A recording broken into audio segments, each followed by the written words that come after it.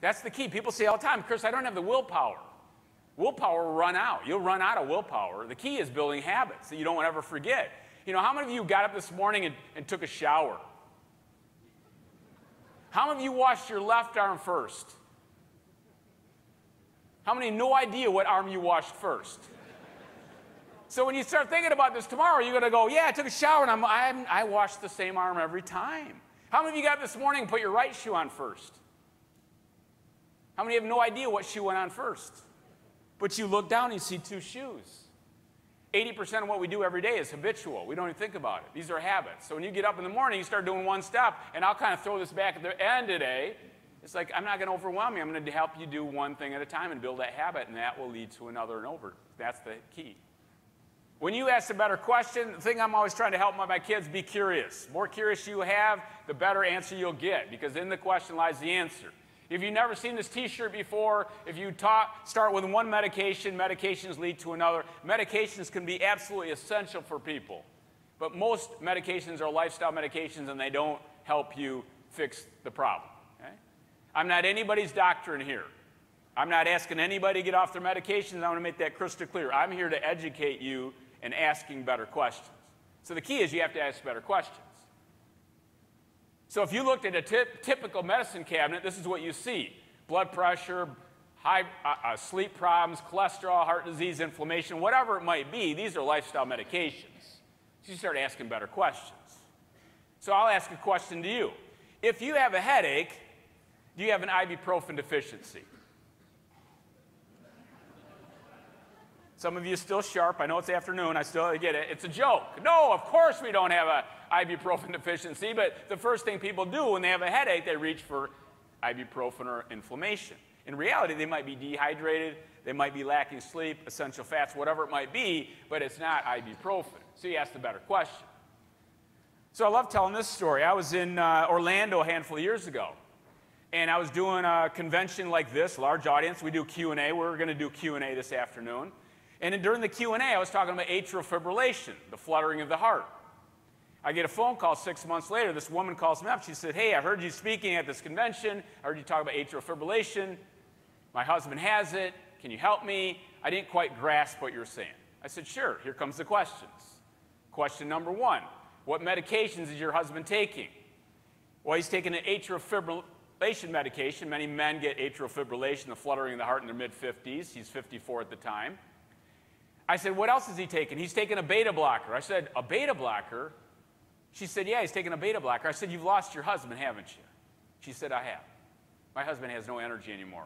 He has no interest in his life. He has no interest in me. He's so tired he doesn't want to do anything. Of course, he's on a beta blocker. It shuts down his energy, shuts down his heart rate, puts him in a semi-comatose state. Very powerful medication. I said, is he taking anything else? She said, like what? I said, is he taking any anti-inflammatory type medications? Give me an example. Tylenol, Aleve, Advil. Yeah, he takes Aleve.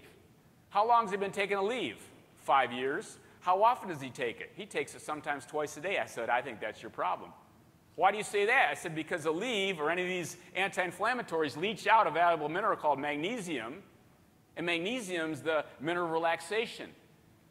It's headaches, it's blood pressure, it's sleep, and it's atrial fibrillation. If you're deficient in magnesium, that heart does not know how to contract properly, and that leads many times to atrial fibrillation. I've worked with many people over the years that have had this. She said, what should I do? I said, number one, get him off his Aleve now. Get him off it today. Don't mess with his medications. Work with his doctor. I want you to do the cod liver oil. The cod liver oil is an anti-inflammatory. 2 tablespoons a day. Here you go. Number two, I want you to have him do an Epsom salt bath. Epsom salts are the highest form of magnesium on the planet.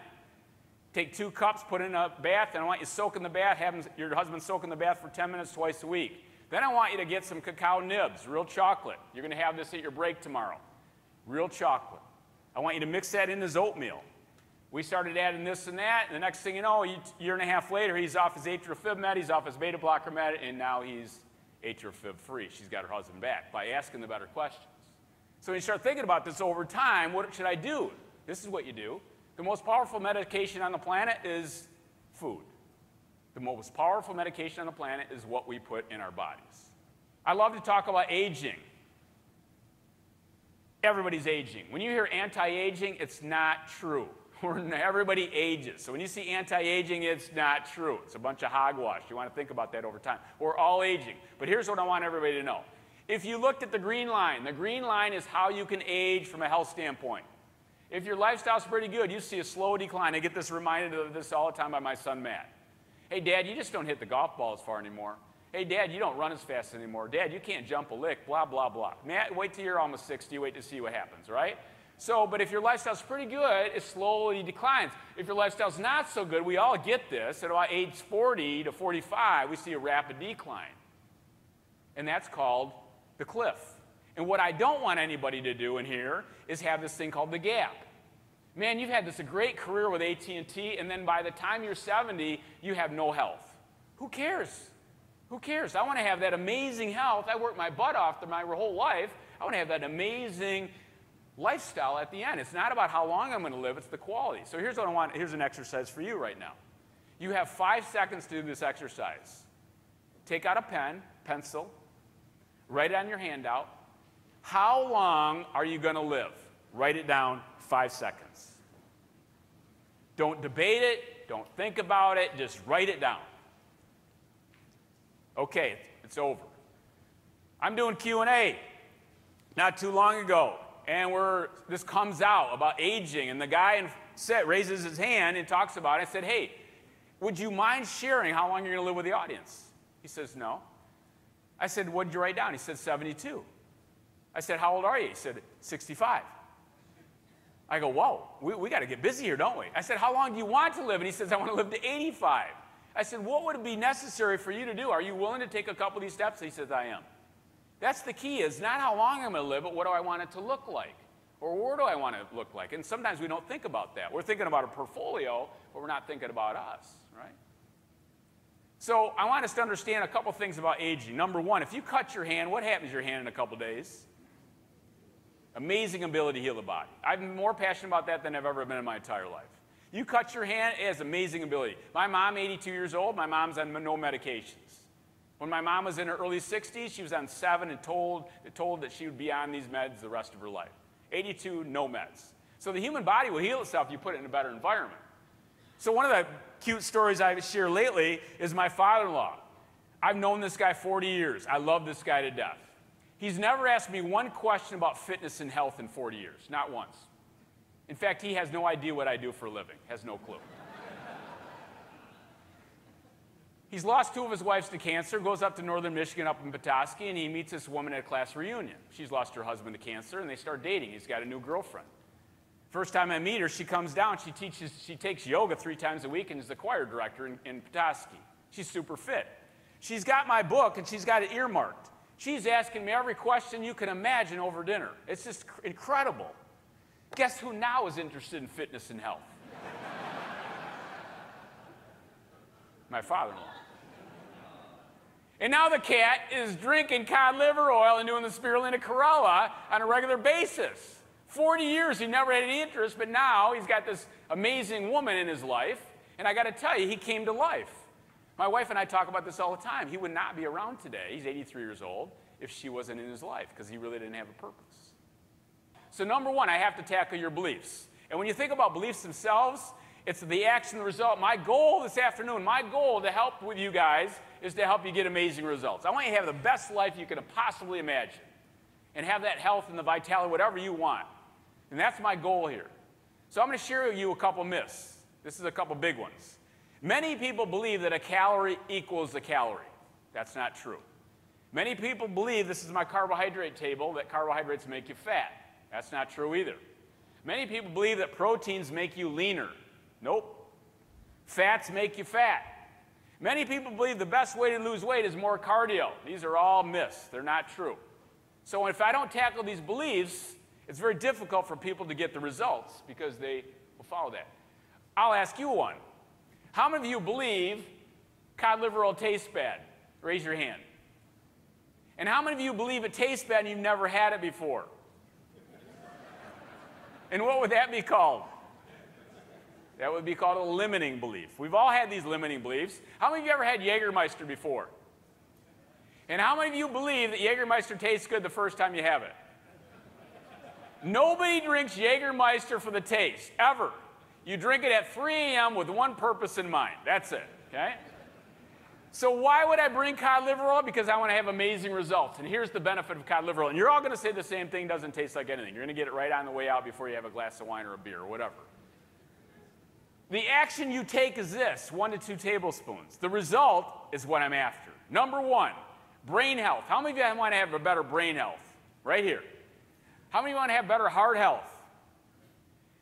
Ladies and gentlemen, this is your future anti-inflammatory. That's what it is. It's a COX-2 inhibitor. It lowers inflammation. No more any of these anti-inflammatories. They're horrible for the body. That's it. And last but not least, how many of you like to have better sex hormones?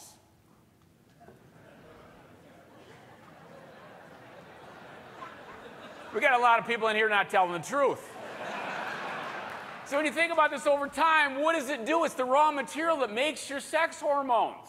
So why wouldn't people want this, right? And that's the big 4. How many of you heard of gluten intolerances 30 years ago? Nobody heard of it 30 years ago. I mean, once in a while. Now it's like an epidemic. It's all the celebrities are. Think about this over time. The reason we have gluten intolerance is because we have weak digestion. Gluten is the protein of a grain that's hard to break down. So if you have weak digestion, you can't break down the gluten, hence gluten intolerances. What causes weak digestion? Dead foods. The more dead foods you eat, they have no enzymes. If I left these foods up here, the Doritos, the Pringles, is this really a cereal? Reese's Puffs? Seriously. So as I eat these foods, how about Velveeta cheese? Anybody had any Velveeta cheese in your lifetime? Man, I grew up on that stuff. I don't know. I live in a nature preserve. My wife says, and I'm a little nut job sometimes, and I take this white plate, and she said, what are you doing? I said, I'm taking the I Can't Believe It's Butter and the Velveeta cheese, and I'm going to put it out in the nature preserve and see what the animals do to it. She said, you're really weird, aren't you? I said, yeah, I'm going to take this out there. So I put it out in the nature preserve, and I come back a month later, and I look at the I Can't Believe It's Butter and Velveeta cheese, and the Velveeta cheese is completely separated. The yellow's on the side. And the I Can't Believe It's Butter, this is July of last year, and not one bug or animal has touched either one. The bugs and the animals will not touch the I Can't Believe It's Butter and the Velveeta cheese. This is the best example of a dead food I can share with you. If I came up here 5 years from now, there's not going to be any changes of these. I bit into this apple earlier. Why is the apple turning brown? Because it's a live food. So when we start eating more live foods, eating real foods, maybe you have sauerkraut, maybe you have kefir, maybe you have a probiotic, apple cider vinegar, a little water with lemon and limes, amazing for your digestion. That's the key to prove that strength of the digestion.